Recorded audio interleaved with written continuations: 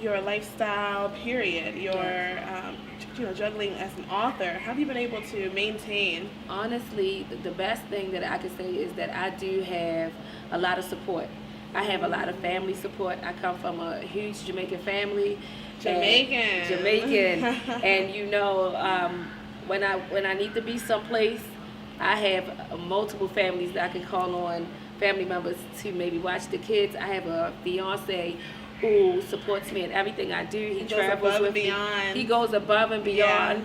I have just a lot of support.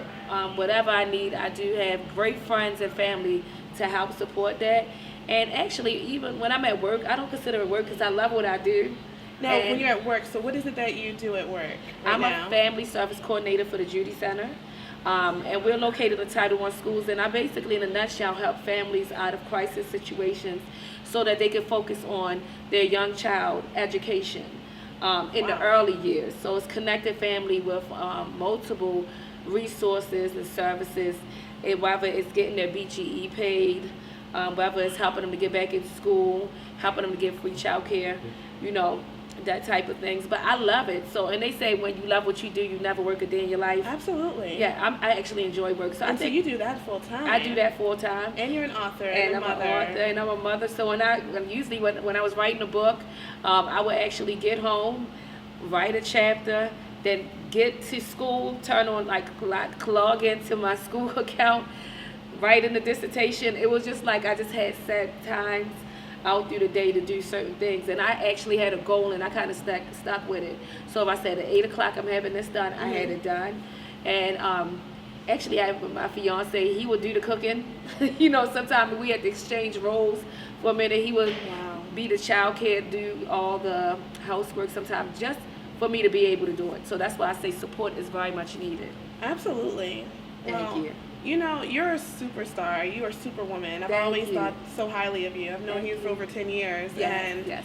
You've always amazed me. Thank you. And school. Okay, so you juggling all these different things. School has still been at the forefront of your life. Yes. I mean, a lot of people, they look at education and just like, and you kept going. So, what is it that pushes you to put education so far in the front of everything you have going on? When I was young, my mom she made a joke saying that when school used to close, I was the only child that got mad.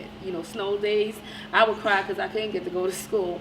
But I think my mother and my family just always pushed the importance of education. And she always reminded me, I didn't come to America. My family from Jamaica, as I say. So she I didn't come to America for you to stop where I left off. My mother had her AA degree. She always told me, you're going to have more than that. So I don't care wherever you stop at bachelor's, master's, you got to go further than me. And once I got there, she just pushed me keep going. As long as you're able to do it, keep going. And then once I had my sons, it was just no turning back then. It was hard. Right. It got hard sometimes. I would never say it's easy. But then when I look at my kids, I just know that, especially living in Baltimore, I want so much for them, and I want them to, to go further. And I knew that I had to do certain things and make sacrifices, and that's what I did. So this is really, education was instilled in you by your parents, yes, definitely. It really was. Wow. My father had his AA degree. My mom had her AA degree. My brother have his master's. My sister's in school right now. It's just like my mom said, you can stay home as long as you want to. You never have to move out. But long as you work or go to school, Yeah, absolutely. And she always said, and you have your whole life ahead of you. Just take your time and just finish school. And so that's what I did. So what made you choose your major? So what's your doctorate degree in? So my doctorate degree is in human services, but human service could be broad. Right, it's like somebody said, I'm in the healthcare field, and you be like, well, what you do? What exactly? So I'm in human services, but my specialization is in marriage and family counseling. Incredible. Thank you. My undergrad degrees are in early childhood education.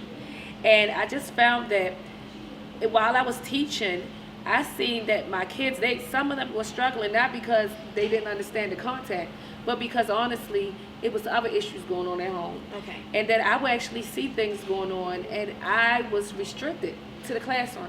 Even when I went to the principal and I'm like, this is going on, or I know this mom, she's about to be evicted, they live in a shelter. It's almost like, no, you focus on doing circle time, and we'll find someone to do that. And I honestly always wanted to go above and beyond that. So I came out of the classroom, and actually I'm still working in the school system. I'm in an elementary school, but where I'm at, I get to go in the classroom, and I get to hire people to actually go into the classroom and give the children the extra literacy that they need while I'm out helping their mom. Like if their mom pregnant, if I could give them free diapers every month and free wipes to just take that financial burden off of them. Anything I need to do to make sure that their mom or dad can focus on their child's education, that's what I do. Oh my God, that's incredible. Thank you. I mean, we came here to focus solely on your book, but there's so many facets to you. Thank you. That listeners and viewers, they want to know. Yes, thank you. So it's really important for us to zone in on why education is important to you and your family, and what you're doing, how you're affecting the world. Thank you. Wow, you were tremendous. Thank you so much. So, kind of more into your main goal. Yes. With your degree and with your experience for families, yes. Are you going to be a counselor more so? Are you going to open a private firm or practice? I'm going to open up an organization. Okay. Mental health for me is like up here. Right. I feel like there's a lot of focus on physical health. There's a lot of urgency on physical health. If someone sneezes, if they cough, they go to the emergency room. They go to urgent care. But yet when they're feeling depressed, if they're feeling anxious, they hide it, you know. So I'm here to like break that stigma on the mental health part of it. Also, I just feel like a lot of, and I'm not even going to put a color to it, a lot of people who are on a low economic status, and that's all racist, do not get the help that they need and the resources that they need sometimes to be successful. So I'm just here to kind of come out and advocate, to be that voice of reason, to step out and be like, I'm not standing for someone. If I see a bunch of homeless people, I want to help. We need something need to change, So that's what my organization we're going to start. It's actually, we have one already, The Beat of My Own Drum, in which we are mentoring young children through the arts.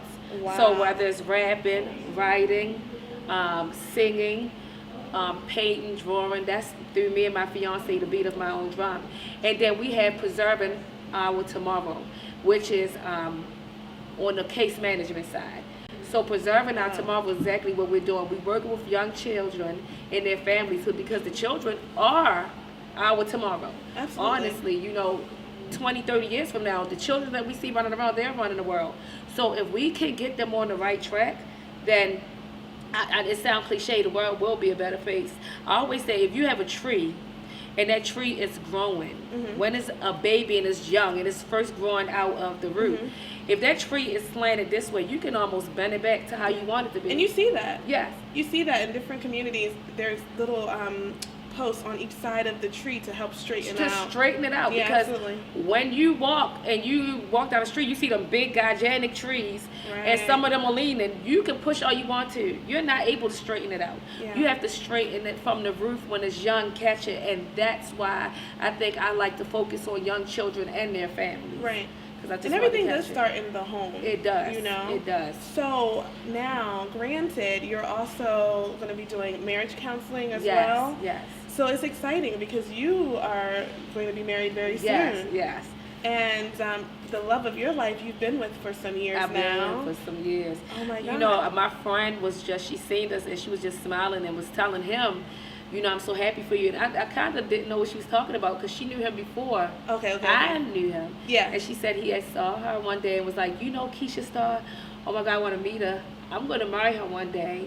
And he was like, and he told her that. He said that? He said that. And he actually told, in my inbox, I have messages where, far before we got together, where he told me, I'm going to marry you one day. So what was it, besides the fact that he knew that you were going to be his wife, period, what was it that you noticed that made you lock in with him as well? Because you're saying you have a huge support system. You're able to really be who you are, who you were meant to be in this world.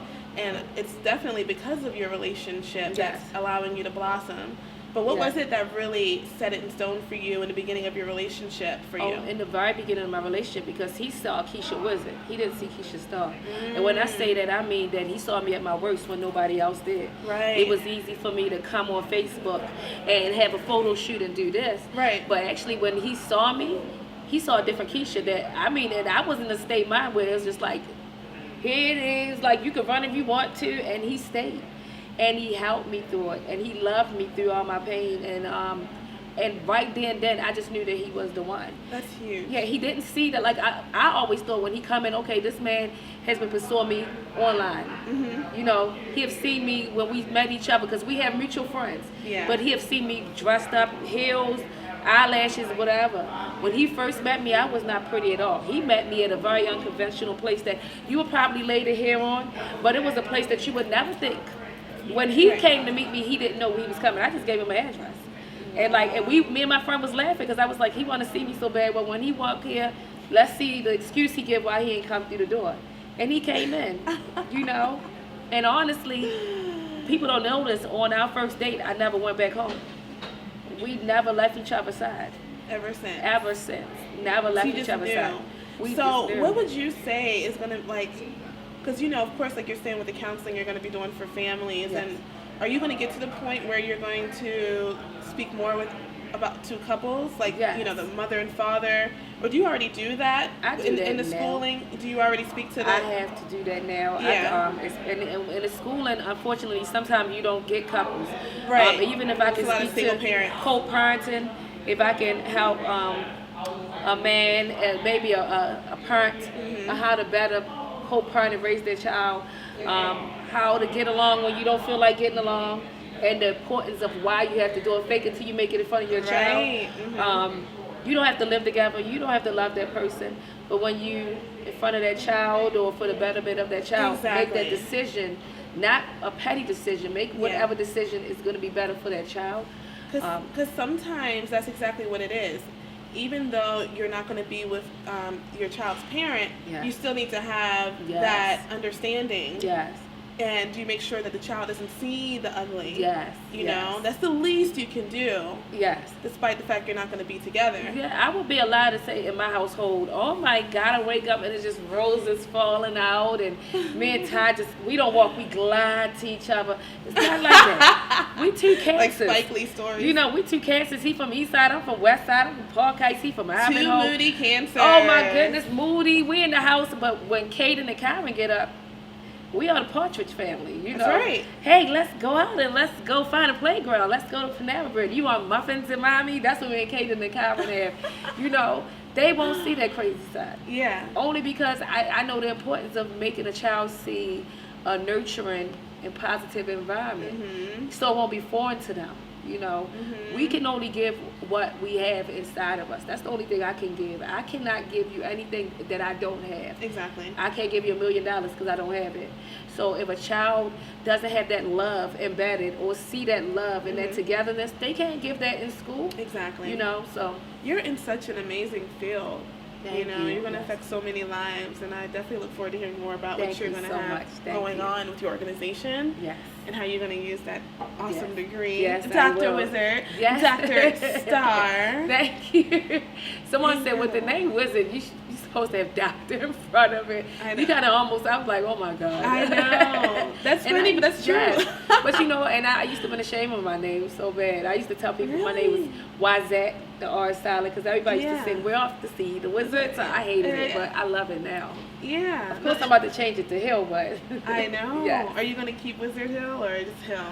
I'm not sure. I'm it'll come about. To you. Yes, it'll come to you. Yes. Now let's backtrack back to your Jamaican roots. Yes. So are you first generation or second? Well, I'm second generation. Okay. My parents and older generation was born in Jamaica. I was born here in Baltimore, but solely raised in a Jamaican So culture. you are a Jamaican, Baltimorean, American. Yes, all of that good stuff. And all along, this was always the first book I ever wrote. I just couldn't give it up because it was my baby. Right. So how long ago did you write your book? I wrote this so long, I had to go back and re-edit it. Yeah. Like I told you, like Biggie was still alive when this book was. Yeah, I had to go back and change it because it's like she was going to a Biggie Small concert in one of the chapters. So I had to change all of that. What? And yes, and I had it, but you are a true Cancer. I wanted more. Yes. I wanted more creative control. I wanted more creative control. Yeah. I wanted to be in charge of my money, my sales. marketing, promotion. I just wanted more creative control. And me and my fiance always have this motto: follow your dreams, or you'll work for someone who followed theirs. And exactly. so we said, you know what? We're going to start our own publishing company, and that's what we did. We started Extraordinaire Publishing, kind of like the play off my name, Starr. Yeah, Extraordinary. Yes. Funny joke about the name Starr. I was 300 pounds, and my cousin used to call me Star Jones. People think I called myself Keisha Starr because of Starr. Star, right? No, I did because I was messing with it. I said, yeah, I'm Keisha Starr. I'm Keisha Starr. So anytime like, go ahead, Star Jones, I'm like, I'm Keisha Starr. So when I started writing and they asked me, what's your author's name? First thing that came to my mouth was Keisha Starr, and I just kept it stuck with me. And everything followed after that. So Extraordinary Publishing is the name of our company. Wow. So you're able to publish books for yourself and for others, which I do plan to do in the near future. I'm just trying to set the blueprint first. You know? Absolutely. You're brilliant. Yes, thank you. That's very smart. The young lady, Jamaica, in the book. Oh, her name's Jamaica. Her name is Jamaica, so that's why. Is that popular?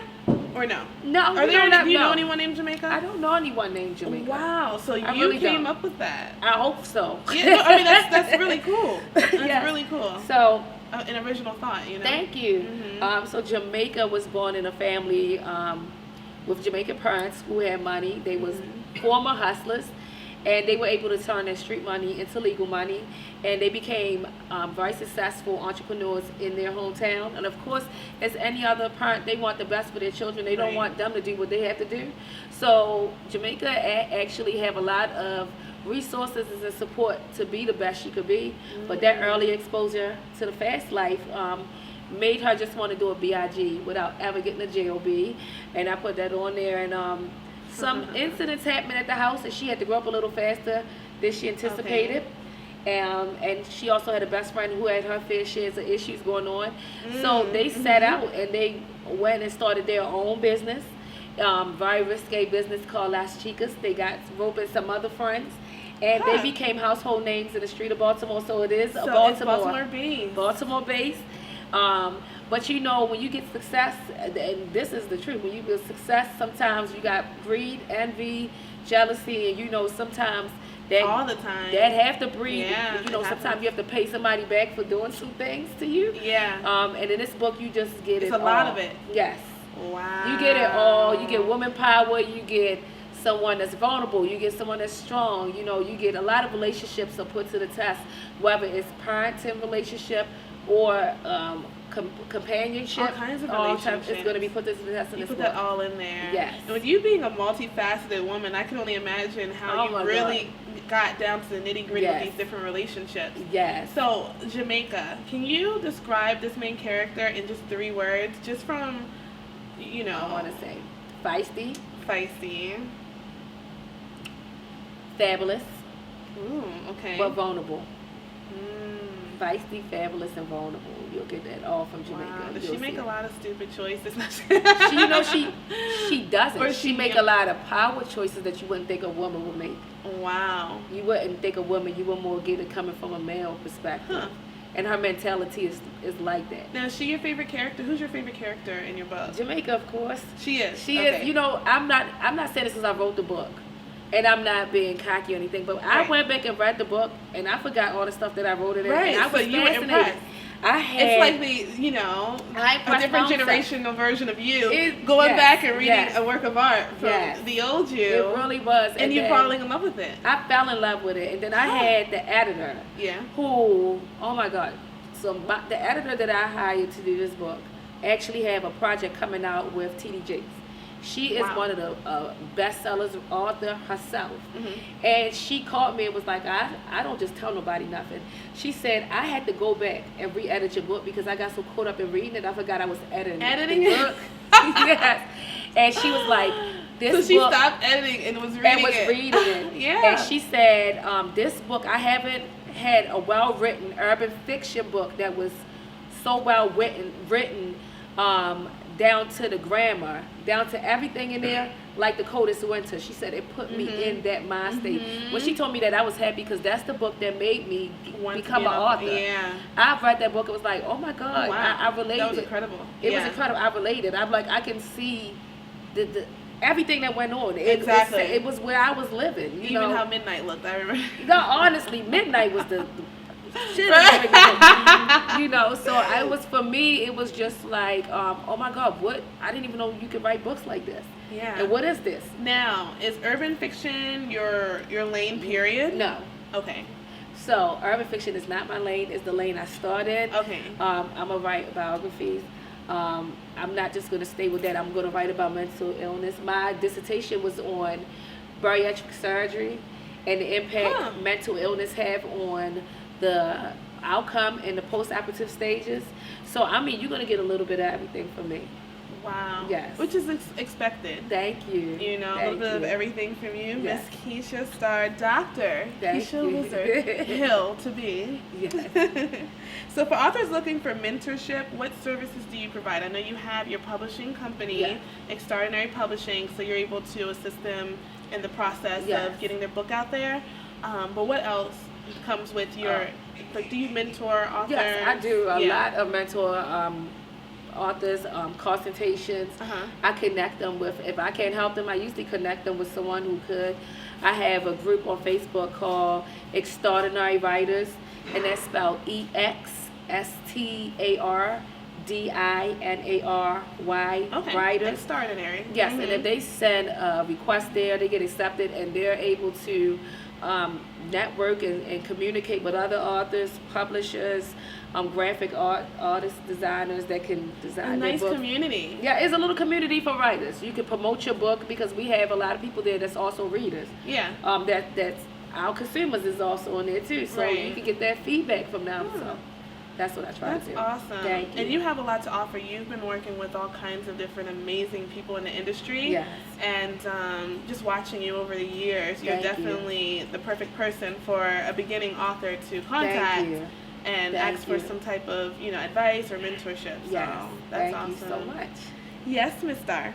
So where can we find you online so that everyone can follow you, follow what you have going on, and well, at all social medias at Keisha Starr. Okay.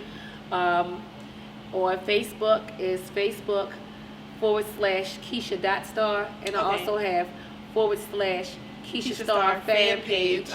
At Twitter is at Keisha Starr. Yeah. Instagram at Keisha Starr, and so everything Keisha Starr. Yes, and that's KeishaStarr. Right. Yes. Now for your book, how do we find your book? Is it best to Google it? Or? Yes, the book is available everywhere books are sold. You can Google it. It's on Amazon. Okay. It's on ebooks. You can actually download the ebook version. You can go to Nook. You can anywhere you think of. You have an ebook version too? Yes, I do. Oh wow! Yes. So people can read it on their little what do you call that system? What is it? It's the little gadget. Reader. I know. It's so sad I can't even think of it. Me too myself. But you can get it. But you can get it everywhere. It's everywhere. Sure it's everywhere. Or if you're in Baltimore. Or if you're not in Baltimore, if you hit me up, I have people that want to sign copies. Yeah. So what they've been doing is sending extra money for the shipment hand. So what's a good email for that? KeishaStarr@gmail.com. Okay. Yes. Or they can hit me in my DM or inbox. However, that's somewhere. Awesome. Yes. And I check it. So thanks for the chat, Thank you Keisha. So much. It was so nice just digging into your life a little bit and hearing all the amazing facts about you. And we're going to have a conversation again and again. Yes. After you go ahead and keep doing all these amazing things you're doing. Thank you so hitting much. all these goals. Thank you. So, what should we be looking out for in the future, in the near future? Are you going to be doing anything coming up that we need to look out for? Yes. Should we just follow your page, or do you have anything in mind? You can follow my page.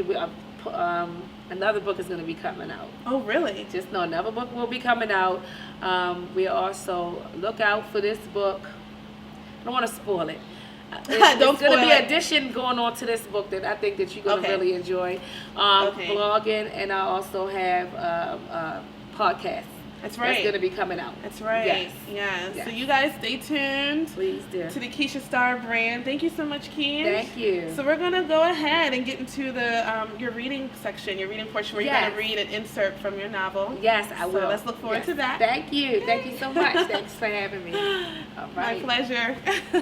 I'm going to read a couple pages from chapter 3, and in this scene, Jamaica is like 16 years old, and she's trying to get away with something very sneaky from her parents. It's titled, Oh, What a Tangled Web We Weave. After Deshaun pulled off, I went into Maisha's house, trying to come up with a plan. I needed to stay out tonight with a grown man without getting caught. That was my mission. Now, all I had to do was come up with a workable plan. Maisha stood by the front door shaking her head. You're way in over your head, Jamaica. There's no way this is going to end on a good note. Well, it has to work because he's coming back here to pick me up for our dinner date, I explained. What? Are you crazy? Maisha screamed. Her eyes almost popped out of her head. Your parents are going to kill you when they find out. And on top of that, you made a date with a man that looks grown enough to be your father. Just like all your other schemes, this shit is going to flop. Stop saying that. I could work it out. I just have to think of something believable. And I'm going to need your help. I grabbed her hands. Please cover for me, I swear. This can be what we both need. The more I tried to convince Maisha, the more she shot my ideas down. I'm telling you, Jamaica, you don't even know this man, but you're making plans to go out with him. I was in creep mode, so I honestly couldn't hear a single word Maisha said. The truth was, I tuned her ass out a long time ago. Shit, her thoughts and opinion had been on mute since last night. Chill out and let me handle this situation, I said. You're being nervous, and it's starting to make me nervous. I just need you to have my back and cover for me, that's all. Sure thing. Just don't say I didn't warn you, were Maisha's last words about the situation. From there on, I was in gangster mode, just as my mother used to do when she was making drug deals. I had to think like her so that I could get away with my plans. I sat for a long time, putting my story together, making sure I was prepared to answer any questions. After much deliberation, I came up with something convincible. I took a deep breath and called my mother. She picked up, laughing at a joke my father was telling her in the background. I was relieved they were both in a good mood. As soon as she answered, I gave her no time to ask questions. Mommy, Maisha really needs me to stay with her tonight. I promise I will stay inside the house the entire time, I pleaded. Wait a minute. Why is Maisha's home number coming up on my caller ID? It seems to me that you're already at Maisha's house, she sternly replied. She was pissed off already. Well, Paula's mother is still outside. She said it would be easier for her to drop Maisha home first since she had something to pick up on this side of town. I came in to say hi to Miss Kendra, and she's very sick. Maisha's depressed and crying, so I didn't want to leave her alone tonight. I would tell her to ride back with me, but she has to babysit her little sister. There was a period of silence. I didn't know how this was going to play out because silence could be deadly with a Jamaican woman. I swear, I wouldn't be asking if Maisha wasn't hurting so badly, I added. Maisha's crying, my mother asked. I guess it is stressful for a young girl to see her mother suffer like that. She paused for another second. Okay, you can spend the night, but make sure you sleep with your pocketbook glued to your hands. Sleep with it under your pillow because Kendra will clean you out dry. Take your diamonds out of your ears, wrap them up in a tissue, and stuff them in your bra. I will, Mommy, I answered. I love you. Bye. Okay, in Jamaica, we will talk about this later. You should have called me before going to Park Heights. This conversation isn't over by a long shot. Yes, Mommy, I understand, and I know that I was wrong. I apologize. Okay, good night. I love you. Call me if you need me. The second my mother hung the phone up, my ass was in Maisha's closet trying to put together a nice outfit. I had bought some clothes from the mall earlier, so it was just a matter of finding the right accessories and a handbag to bring out my look. I purchased a black knee-length pencil-fitted dress with leather sleeves that clung to my body so tightly. There was almost no room for me to breathe. I borrowed a black and gold clutch, black pumps, and some gold accessories that matched my outfit perfectly. The hookup was sexy as hell. I spiral curled my hair, and Maisha beat my face to the guards. My nails and toes were already polished with a French white tip, so it took no time for me to transform into a supermodel. Deshaun arrived at 8 o'clock and was driving a money green BMW. I almost didn't recognize him when he pulled up. The nigga was a baller without a basketball deal, and I couldn't wait to trap his ass. He looked dapper in a pair of True Religion jeans, white t-shirt, and gray Burberry cardigans. His look was clean cut, and neat, which was totally different from the oversized clothes that the boys at my school wore. Deshaun opened the door for me like a true gentleman. As I switched my fat ass past him and stepped into the vehicle, I caught a glimpse of him eyeing me down like I was a tender piece of prime porterloin steak. "You look amazing," Deshaun said. "Thank you," I smiled, revealing my beautiful dimples. Deshaun kept looking at me over and over, showering me with compliments the entire ride. I kept blushing and accepting them. "I really mean it, baby. You look stunning. You look fine too yourself. I love what you're wearing. Your cologne smells delicious." I had to throw in a compliment too, because if it's one thing I know, is that men love to feel important just as women. "So is this your car?" I asked. "Yeah, this is my ride, baby. I don't drive other people's shit. If I don't own it, it's not for me," he answered. We cruised down Interstate 83 South, turned downtown Baltimore, where the majority of the mainstream attractions were located. Sit back and relax, Ma. We're going to have an amazing night. I'm just going to stop it at that. And that's part of chapter 3. With a blood clot. Like, thank you for tuning in. All right. Can I say that now?